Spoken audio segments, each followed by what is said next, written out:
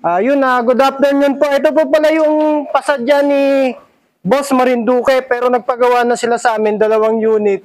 Ito naman dadalhin sa Marinduque. Yung last time, dinala sa Tagaytay. Explain ko lang po yung bawat sukat sa metro. Ang sukat po nito, ang lapad po, 2 feet. Nasa 25 inches. Yung haba po niya, nasa 7.5. Ang sukat po ng bawat pinto, ang bawat kwarto, nasa ano po siya, almost 18 inches or 19.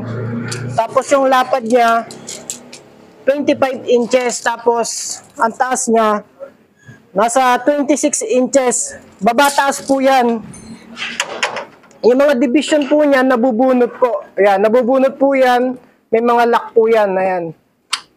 Lahat po yan. Tapos yung ito po pala yung bago namin na kasi yung mga comment sa amin, nasisira yung palong. Kaya ginawa namin circle o oblong para pag may palong yung manok, hindi masisira yung nila, yung palong nila. Ito kasama to sa binayaran ni customer, itong mga feeding, patukaan. Tapos meron silang poop tray para hindi mataihan yung nasa baba. Tapos po pala dito, yung mga steel matting nito, nilagyan pa namin ng extra para hindi po makalabas yung ulo nila rito kasi dito para hindi sila magpang-abot. Tapos may sabitan ng trapal. Yan. Harap likod meron yan. Ito, pati yung nasa baba, meron din sabitan ng trapal. Tapos in case yung roof niya hindi kasya sa dadaanan, yung roof po niya natatanggal po, meron naman lagayan ng tornilyo. Para kung hindi kasya sa dadaanan, yung roof natatanggal. Tapos kagandahan po nito, ito po nabubunot. Bunutin nyo nga muna dito. Angat nyo lang tapos balik nyo sa dati. Ito pong nasa taas na to, pwedeng ibaba. In case na gusto nyo nang ibaba, pwede po yung ibaba. Itaas nyo lang. Ayan, ayan po. Ayan, move na. Balik nyo sa dati.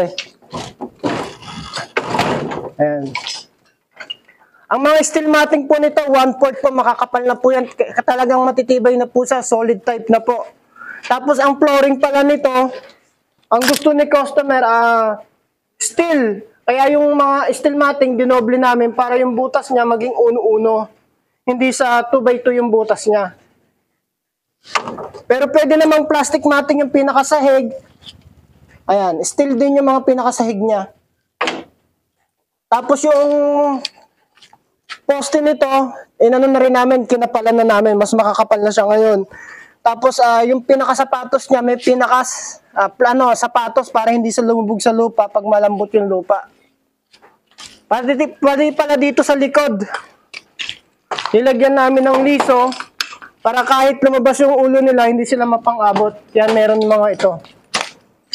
Ayan. Takam sa kabila.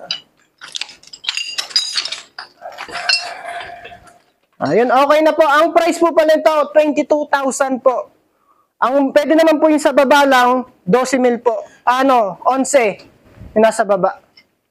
5 butas, ang total po niyan, 10 butas. Okay na po.